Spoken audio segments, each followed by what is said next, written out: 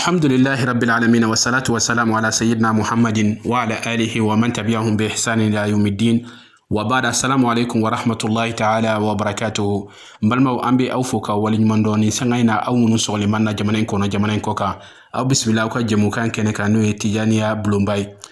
kabe octobre kalo tlem gwama konfinati polofara ba min be katika o feino u yekene basigi min nyana mana ankara mo feino e charno said baroy akene kono konfinati ma ba chaban kumbe no kata se kati ni dina nyamo ko chamama akene korna na bara kun folo an yo yira awla doko kun temenen ko barain atako flana no e shurutu munu yere be tijaniya konna na ulu wala wala lila min soro lola anga je ka nyama do fe aworona ubafo dema adamul amni min makri Allah ta'ala ikana dayere la alakala tiga ukonnana kana dayere la chogodi na fora kuni mama tijani yamina sigatala ni saraki to aka ibido aljanna tijani yamina len ko e bolo ka ban e ko menna ne garantira aljanna kono dona ibi yere bla ko jugula ko foi tseke soro tuguni parce que be tijani ya kono chaque tian ko la akoni mama yoke kite sa fo alaka ale juguya do dusukuna kibe na ale juguya ibaneni ikallimani ya betnya wal iyazu billahi kafiri ma besa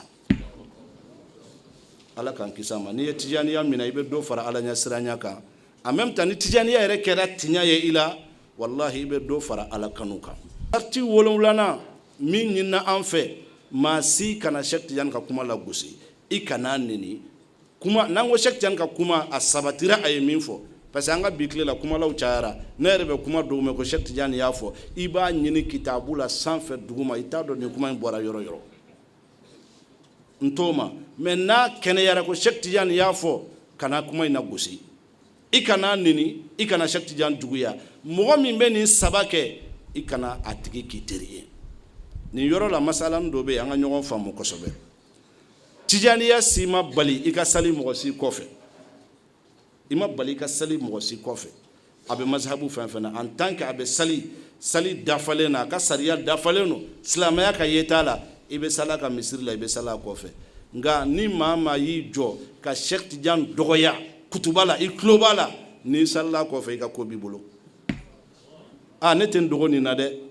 wallahi hal ni weni kam makambe sege ninka parce que o Sheikh Tidiane ka kuma yo hadithul qudsi de ko man adali waliyan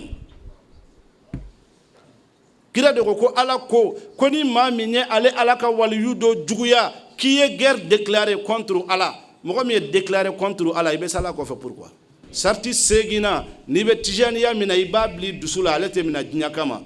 ibe duma kan fo saya mudawamatul wirdi ila al-mamat ala ko kirama de wa'bud rabbaka hatta yatiyaka al-yaqin donc ni ba mina fo saya itabla alete mina hajudo kama nanya na bora ibabla akonontona tasdiq kullu ma sahha an shaykh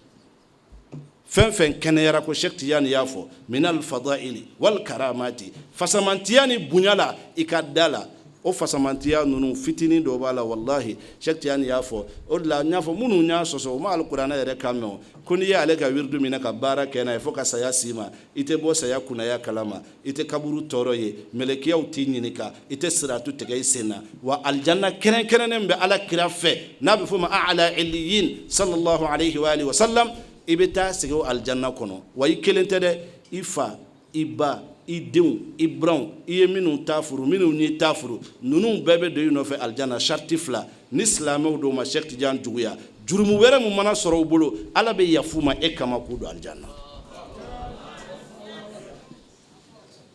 Sheikh Umar Fouti ko wallahi ko hali kaburu min kerefa be do yuno fe aljanna awo nim bunyana mo hakilima nuko alqur'ana tunna rewa odla jaka modi ko faraji an surat ar-ra'd wa zumari man kana fi aqwali shaykhina munkari kigata suratul ra'd ni suratul zumar mafle ko ala e mun foye suratul ra'd la afama ya'lam hizbu damna yarala ala be ka qualité do fo wa man yattaqillaha abafo wattaqasu alhisabi fo ala be tafo kuma labana lahum uqbad dari jannatu adnin yadkhulunaha wa man salaha min abaihim wa azwajihim wa zurriyatihim wala woni aya e fase ka ba qur'ana kono ala ko ni ma min kerata ko ne ala bena olu don aljanna kono wa man salaha ala yɛrɛ condition nati ni maa min ɲana min abaihim u faula arabu kamelaw bɛ yan n'a fɔra aba o kɔrɔ k'a ta i fa o fana fa fo ka dan yɔrɔ ma bɛɛ bɛ se ka y'a la wa azwajihim u furuɲɔgɔnw u ye minnu ta furu minnu ta furu wa zurriyatihim ala ko bal a to yen u ka famille yɛrɛ bɛɛ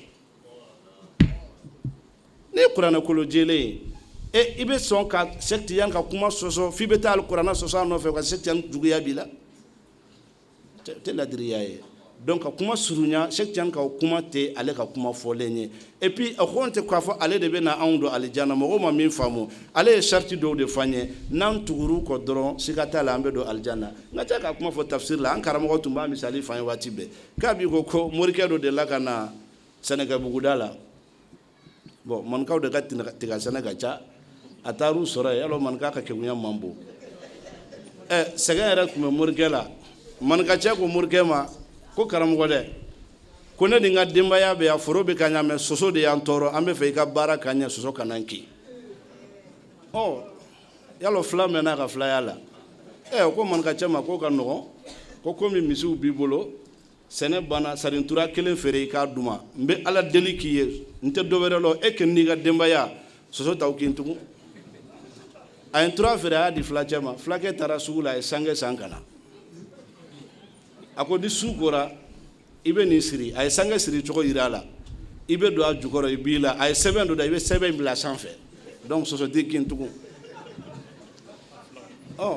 manikacɛ ye sange siri ka sɛbɛn bila sanfɛ ka don a kɔrɔ dugu jɛra a ɲɛ b'a la alhamdulillah soso ma kin a ye sɛbɛn in ta k'a mara ka ɲa sɛbɛn de ye soso bali ka kin yan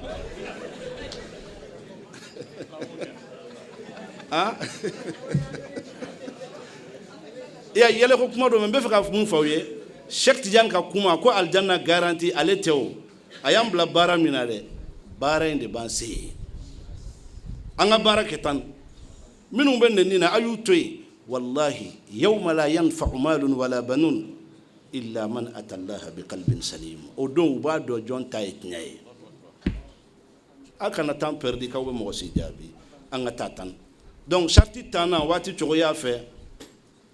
o ye assalamatu min al intiqad i k'i yɛrɛ dusukun kisi k'i bɛ Cheikh Tidiane ka kuma dɔ sɛgɛsɛgɛ punna est ce que nin fasamantiya in bɛɛ Cheikh Tidiane kelen waliju tɔw bɛ yen e ɲinɛna wa qul innal fadla biyadillah yutihi man yasha fasamantiya ye ala ta ye a b'a di cogo min y'a diya ani tuma min y'a diya ani maa min y'a diya donc tan kelenna o bɛ segin ka sarti fɔlɔ jaabi mɔgɔ mɔgɔ bɛ fɛ ka don tiɲɛniya la mukadamu de b'a d'i ma n'i y'a kɛ i b'a baraji sɔrɔ mais n'i y'a mɛn i yɛrɛ ten an ka bi tile la rajow la kitabu la i y'a kɛli daminɛ i b'a sagafurula i baraji sɔrɔ gansan mais yamariya bɛ min na fasamantiya minnu filɛ fɔ la e sen t'a la a b'i ko ni mɔgɔ min ye tɛni don ka taa sira la i bɛ ka sira routier i bɛ ka route bɛɛ organiser circulation bɛ ka ɲa e tɛ policier ye i embauchelen tɛ agrément t'i bolo ni kalo sara i bɛ taa sara minɛ joona voilà sara t'i bolo mais i ka baara ka ɲi donc n'i bɛ fɛ ka tijaniya sara sɔrɔ f'i ka passer mukadamu dɔ fɛ a k'i intégrer o kuma i bɛ sɔrɔ ka sara sɔrɔ ala ka hakili ɲuman d'an ma charti tan filanan wazifa ani asrul jumaa olu bɛ kɛ jama de la fo ni ka sɔrɔ darura ye mɔgɔ min bali nin charti fila ye Cheikh Tidiane ka ɲɛnamaya daminɛ la a kun y'u kɛ sarti fɛgɛmaniw de ye nka a ka ɲɛnamaya laban na a yɛrɛ kun b'a fɔ kalandenw ye ko law alima nasu aw law alima al akbar riwaya dɔ in na jawahiru la ma fi dairatina la atawha walaw habwan a ko wallahi ma ko aw ka belebelew waliju ninnu minnu bɛ ka wazifa ma fɛgɛnya ko n'u tun b'a dɔn min bɛ wazifa kelen na hali ni bana b'u la u tɛ se ka tagama u b'u si de k'u bɛ n'a bɛn wazifa ma o kuma i b'o kɛ jama la fo ni darura y'i bali ani asrul juma asuru kɛni kana sɔn ka juma saba kɛ i ma asuru kɛ darura min bali n'o kɛra i bɛ t'i ka wiridu minɛ kura ye a tiɲɛna a tan naaninan o ka gɛlɛn dɛ o ye wiridu nakun yɛrɛ ye o ye k'i dusukun ka kisi fɛn saba la alhiqdu walhasadu والمدابرة لكل أو لخلق الله عامة لا سيما الإخوان إكنا جويا بلا دسكونا تون كنا حسديا بلا دسكونا تون كنا فنو تغنيا كبلا دسكونا كنياسي على كدانفن سيلا surtout إبالدين تجانياو والله شك جانكو قال كراكو علما صلى الله عليه وسلم ko kulli ashabika yayi ko shekti yana foy ka kalandew ne alla yuzuni ku kana toro sene ala kirama shekti janko ko ubi toro chogodi unyati lawti kalama ako izayatu ba'duhum ba'dan akula do mana do toro abe senema okuma anta mafle aminu ka yatiani ya damawe am se ka ñogon cɛ glan cogodi nan be fe kan karamo ka dianya soro surtout ama fo ayere ma ko ala kira de ya fo aka fanye angan dusukun glan angana ma juguya angana ma hasidiya ko ala here do kai angana funu mala kai ko do kana anga ya fa bema sarti tanduruna kuma surunyala o kima kika na wirdu nke mana fenye na kadi domi ibake na mandi yaitake walma ibe sokoma wirdu bla kawlu tarde fo sufe ibake wala ibe sufe law bla fo sini ibake ko o tardeli e blali dogoni de ni mo dabla sa ibe na wirdu bla atan worona e fana kana fo kibi yere ke karamoye sira in konnala kana fo ebe wirdu di mama kasoro i karamogo ma isnu di ma ka wirdu di no kera ifana tatnyana ya di mi mama so atan wololana ihtiram kullu man intasaba ila sheikh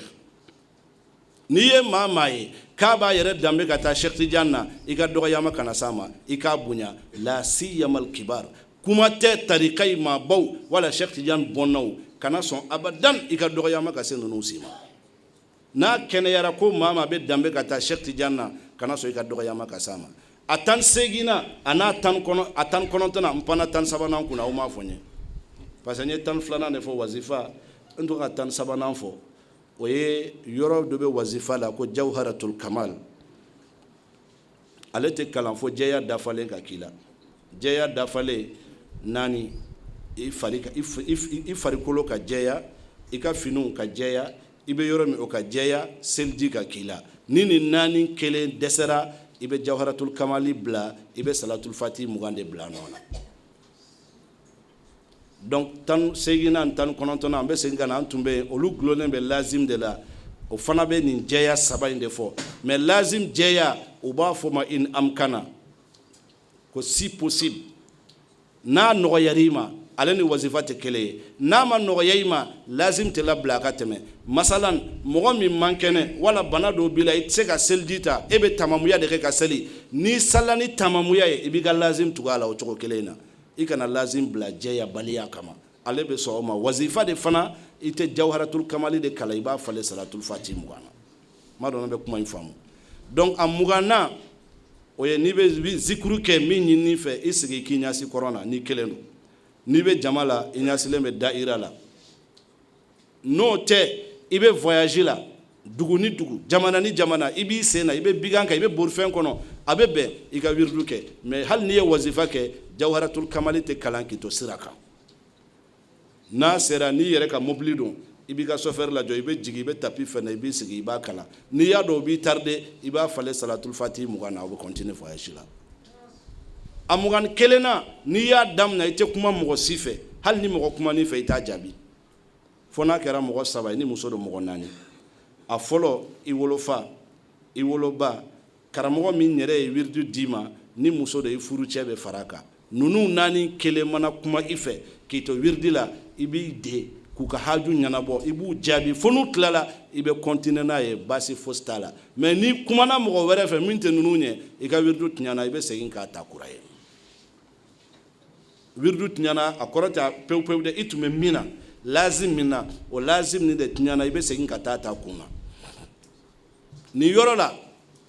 kanye tijani ya fusaya qur'anaye ko mo bi to qur'ane kala na ka kuma ko muna ngonfa au kana sege ni Cheikh Tidiane kene yara le kene yafo abadan atebo alqur'ana la atebo sunna la minya kuma fo ye dondola ngama ngo misri wele kiriye munye jamasella ako sunna do ngo misiri wele sunna de na blala ngo sali ka kene ko awo ngo est ce que misiri wele la ka to misiri wele la ni mo do ya fo akanka lamnali kewa ako ko amanka fo ka to misiri wele la mais ngoni min ta don o ta don ko misiri wele munye chrétien do na we fo like ko ay ka te lamnali ke fa ka kla ngo kuma fana ka fsa qur'an kala wa ako silamɛya ka nɔgɔ ni juguya t'i la wallahi Cheikh Tidiane ka fɛn kelen tɛ yen min tɛ silamɛya lasulu la o kuma i tɛ kuma maa wɛrɛ fɛ parce que i bɛ ka kuma Ala de fɛ subhanahu wa ta'ala mais Ala ye minnu ta gulon ale Ala ta la i bɛ kuma olu fɛ o bɛ bɛn Ala ma parce que Ala de ko wa qada rabbuka an la ta'budu illa iyyahu wa bil ihsana donc i bɛ ninnu fara Ala kan o bɛ bɛn ni Ala ma amugan flana ni sigira ibe zikri la wati mi ibasigi ni yoro an chaman ka hakili to ala de duna fen kuran nunu be ka an chaman boni kono parce an chaman ma to zikra de ka nyasi tele la adabla ma fo ni bi ka warni zikru nunu na basi to la mais ni gen be tijani yake wati mi tele faga wala ki bo tele koro parce que mun nyinem bi fe o tahdir de ika blay dusula i flesigile yoromi i kelente sigile ayi i ye layidu mina i ni minnu cɛ u bɛɛ ruhaniya de fili kɛrɛfɛ fo ka taa se ala kira b'i kɛrɛfɛ sallallahu alayhi wa sallam nin kuma in bɛnnen tɛ dɔw ma k'an ko ala kira bɛ sɔrɔ an ka zikiri kɛyɔrɔ bɛɛ la e ni ala cɛ maa bɛ alhamdulillah maulana Sheikh Ibrahim Niass radiyallahu ta'ala anhu n'aw y'a ka kasɛti dɔw bɔlen n'aw ye kasɛti in lamɛn a yɛrɛ de b'a fɔ k'a fɔ a taara Saudiya la k'a ka tagali laban na parce que ale tun bɛ rabita la donc rabida mɔgɔw nana fɔ k'u bɛ fɛ k'ale délégué k'a bila a ka taa wajuli la farafina yanfanw na siriku ko minnu bɛ yen a ka mɔgɔw bɔ a la a k'u bila tawhidu sira fɛ k'a ko siriku jumɛnw bɛ yen ko cɛ k'a ma ko ka tariqa sufiya yaqul tijaniya hakaza k'a ko cɛ ma ko e bɛ tijaniya lɔn wa ko ayi k'i bɛ Cheikh Tidiane dɔn ko ayi k'a ko cɛ ma e tɛ min dɔn e kan k'a ɲini k'o dɔn de walima e bɛ a lɔnbagaw de la bɔ a la k'u to u b'a dɔn e dun t'a dɔn cɛ ko kuma kɔrɔ ye mun ye k'a ko cɛ ma ko ana Cheikh Tidiane ko ne de ye Cheikh Tidiane ye a kasɛtiw bɛ a bɛ ne yɛrɛ bolo alhamdulillah a yɛrɛ sɔn a b'a fɔ la a kuma kɔnɔna la a ko k'a ni cɛ ka baro la u taara se cɛ ko k'a fɔra ko kira bɛ taa u ka dairaw la k'u b'o khurafa k'a ko cɛ ma ko mais ko kira ka taa u ka dairaw la ko est-ce que o ye garuwa ye wa ko ne ko anw minnu bɛ sali k'a ko cɛ ma ko tahiya kalan k'a mɛn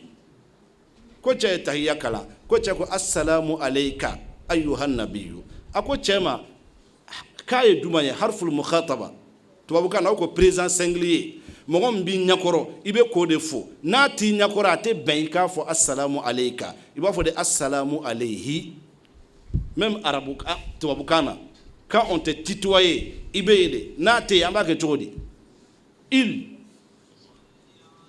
a ko mais an bɛɛ salitɔ an bɛ k'a fɔ ala kira ma kisi b'i kan e bɛ salila makaya dɔ filɛ salila nizeriya dɔ filɛ salila senegal k'a bɛ jɔn kelen kɛrɛfɛ ninnu na ko cɛ ko non ko nakaraha sunnatan ko an fana b'an ta kɛ tahdir sunnatan a banna aw b'a kɛra sunnatan aw to an fana kan ta kɛ sunnatan pour que aw b'an ta bali o ye kuma sarti mugan sabanan ni laban o de ye kumakan minnu bɛ tijaniya kɔnɔ n'i b'a kɔrɔ dɔn i bɛ i kalankan jigin mais i b'i concentré i b'i hakili to a kɔrɔ la n'i t'a kɔrɔ dɔn i b'i pɛrɛn dɔɔni i tulo k'i kalankan mɛn o kun ye jumɛn ye mankan minnu bɛ na s'i ma k'i wasu i k'i yɛrɛ kisi ka bɔ mankanw na walasa i ka concentration ka to waridu kɔnɔna la fo ka t'i tilan sarti mugan saba de bɛ tarika la filɛ ne ye min sɛbɛn kuma kɛtɔ a bɛ page 2 bɔ nka n b'a résumé kuma daɲɛ 3 la kuma fɔlɔ ye min ye sheikhu kelen min b'an na n'o y'an bɛɛ lajɛlen ka sheikhu ye n'o ye tarikaden bɛɛ lajɛlen ka sheikhu ye o de ye Cheikh Ahmad Tijani ye radiyallahu ta'ala anhu a yɛrɛ de y'a fɔ a ko man arafani wahdi ni maa min bɛ ne Cheikh Tidiane dɔn i bɛ n kelen de dɔn ne kelen de ye Cheikh ye tɔw bɛɛ ye kalanden an ka o dɔn o Cheikh min ni Ala ye an garisɛgɛ don la n'o ye Cheikh Ahmad Tidiane ye ni Thierno Seydou bɔra ka kuma kan sisan nɔ Cheikh Tidiane Ala kɛra mantonw na diɲɛ kɔnɔ diɲɛ bɛɛ ye Ala kɛra manton ye sallallahu alaihi wasallam Ala kɛra mantonw ka walijuw la waliju min ye walijuya sanada walijuya a jɔyɔrɔba walijuya jalaba o kɛra maa min niyɔrɔ ye o ye Cheikh Ahmad Tidiane de radiyallahu ta'ala anhu Ala y'o kɛ anw garisɛgɛ ye o kuma an dusukun ka to tilennen Cheikh Tidiane ma radiyallahu ta'ala anhu Cheikh Tidiane ye baara min kɛ kabini k'a to a bɛ denmisɛnniya la fo kana se san 21 ma fo ka wuli ka yaala i n'a fɔ Thierno Seydou bɔra k'a fɔ cogo min na fo kana se ka alakira y'a ɲɛ la sallallahu alayhi wa sallam fo kana se kana qutbaniya uzma n'o ye maqamul al-khatmiya wal katmiya k'o sɔrɔ ala dɔn kɔnɔna la o Cheikh Tidiane o de ye anw ka sheikhu ye an b'a ɲini ala fɛ ya rabbi ala k'an to dumɛlɛ a sennɔ kan kuma filanan ye min ye Cheikh Tidiane ka wirdu an karamɔgɔ Ibrahim Salih al-Husseini ka kɔn ale ɲɛ Cheikh Ibrahim Niass ka kɔn o ɲɛ Ahmad Sukairi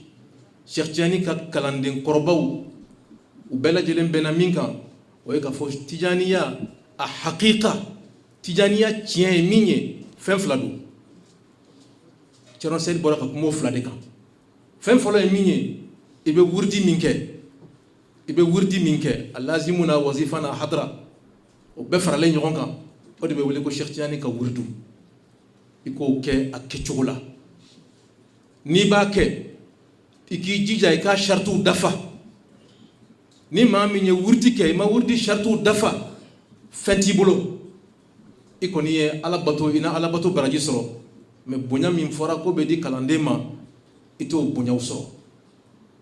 ni maa ma n'i ye wurdi matarafa sariti ninnu jango sariti minnu ye wajibi y'a la Thierno Seydou bɔra ka bɛɛ lajɛlen ɲɛfɔ sisan nɔ sariti 23 n'i ye dankari olu la a bɛ komi i ye dankari i ka tarika tijaniya la a bɛ komi min b'i bolo foroko dama de b'i bolo ni min kan ka don a la n'o b'a la marché n'o b'a to i bɛ jɔyɔrɔba in sɔrɔ i y'o nin perdi n'i y'o nin perdi i ka tijaniya bɛ bi ala k'an kisi o ma Thierno Seydou bɔra ka kuma nin fɛn saba de kan a kumana Cheikh Ahmad Tidiane kan